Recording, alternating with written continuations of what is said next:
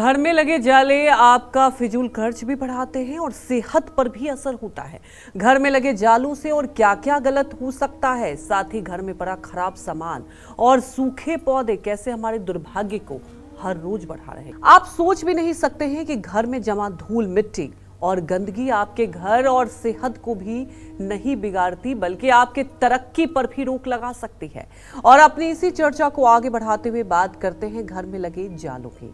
घर में ज्यादा जाले होने से हमें कौन कौन सी दिक्कतों का सामना करना पड़ता है और इन सभी दिक्कतों से छुटकारा पाने के लिए हमें कौन से खास उपाय करने होंगे, ये हम जान लेते हैं पंडित जी से। पंडित जी, क्या होता है कि ये तो पता था कि अगर जाले होते हैं, जैसा आपने कहा कि नेगेटिव एनर्जी आती है, लेकिन क्या वो तरक्की पर भी असर डालता है कि आप खूब मेहनत कर रहे हैं तो उसका असर होगा? जिस घर में अपने भविष्य की चिंता न करने वाले लोग निवास करते हैं, उसी घर में बाथरूम के कोने कोने में, कमरों के कोने कोने में जाले लगे हुए दिखाई देंगे जी। और मैं दावे के साथ कह सकता हूं कि जिन घरों में भी जाला है, बाथरूम के कोनों में, कमरों के कोनों में, ऊंचाई पर, उस घर में स्वयं लक्ष्मी भी आकर के अगर मेहरबानी करना चाहें तब भी वहाँ की दरिद्रता दूर नहीं होगी और लोग बेरोजगार रहेंगे और केवल दांत से पीसी हुई रोटी खाएंगे, मतलब केवल कलह की रोटी खाएंगे।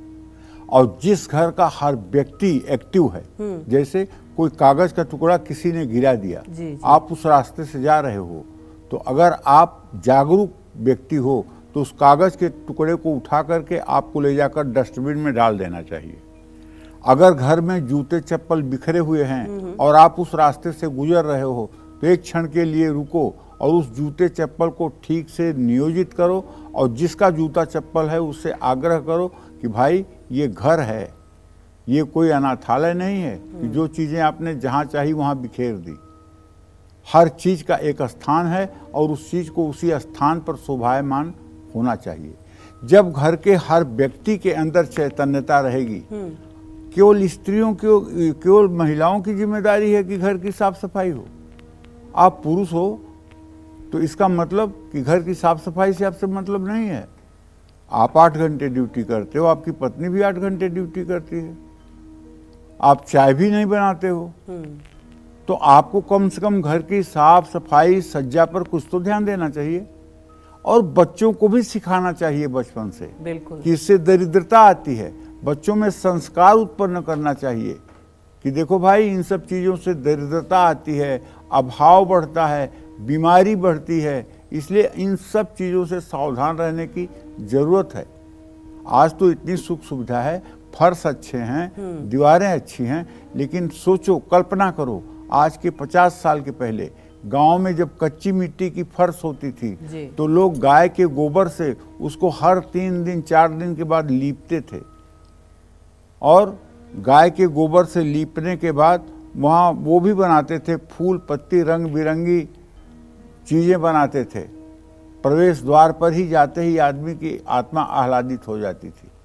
लेकिन आज पता नहीं कितना लोग व्यस्त हो गए हैं। और एक बात अंजलि बताऊं जी, पुरुषों की स्थिति ये है कि 8 घंटे ड्यूटी रहेंगे और ड्यूटी पर से जब घर आएंगे तो मोबाइल लेकर के इतना घुस जाएंगे उसमें जी। बिल्कुल, अगर पत्नी ने कुछ बोल दिया तो समझ लो पत्नी की तो कयामत आ गई।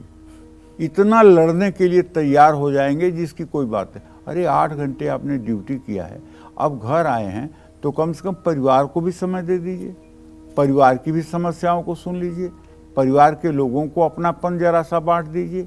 अब ये मोबाइल क्या है? ये मोबाइल दुर्गति का कारण बना हुआ है। मेट्रो में भी देखो तो सबकी मोबाइल चल रही है जी।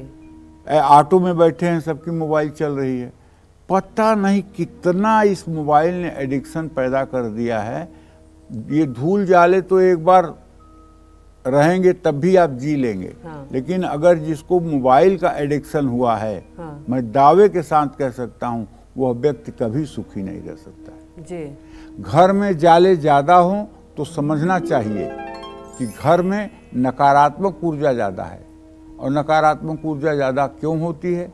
जिस घर में ठहाका लगाकर लोग हंसते नहीं हैं, जिस घर में लोग तनाव में रहते हैं, जिस घर में लोग नकारात्मक बातें बोलते हैं, जिस घर में लोग एक दूसरे का विश्वास नहीं करते हैं, उसी घर में नेगेटिविटी होती है।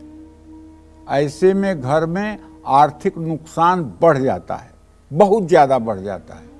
नौकरी और कारोबार मुश्किल से मिलती है, यात्रा में अड़चनें आती हैं, अचानक दुर्घटना होती है, धन की बर्बादी होती है और घर के लोगों की सेहत खराब होती है। घर में जाले बहुत ज़्यादा हैं तो तुरंत साफ करें। जालों वाली जगह या उसके नीचे एक बार दिया भी जला देना चाहिए। रोज शाम घर के हर कमरे में धूप अगरबत्ती जरूर जलानी चाहिए और पूजा के समय 3 बार शंख जरूर बजाना चाहिए। इससे वायुमंडल की नकारात्मकता दूर होती है और शंख ध्वनि से पॉजिटिविटी बढ़ती है, इसमें कोई दो राय नहीं। अगर कोई कहे कि महिलाओं को शंख नहीं बजाना चाहिए, उसका मुंह तोड़ दें। शंख बजाना चाहिए, महिलाओं को भी पुरुषों को भी शंख जरूर बजाना चाहिए, कोई दोष नहीं है। ये स्त्री और पुरुष ये हमारा पोशाक है, ये हम नहीं हैं। ना हम पुरुष हैं ना आप स्त्री हैं, ये हमारा पोशाक है। ये आत्मा अजर अमर अविनाशी है, कल जिस योनि में जाएगा उसका वह स्वरूप हो जाएगा। इसलिए आप इस मिट्टी के ढांचे को, इस पोशाक को अपना न माने और आप पूजा पाठ के समस्त कर्मों को करें, मेरा ये सुझाव है।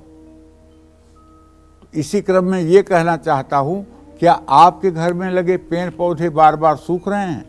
पेड़ पौधों का बार बार सूखना आपकी मुश्किलों को कैसे बढ़ा सकता है, इससे बचने का उपाय क्या हो सकता है, ये भी मैं आपको बताऊंगा। ध्यान से सुनिएगा। जय मां विंध्यवासिनी।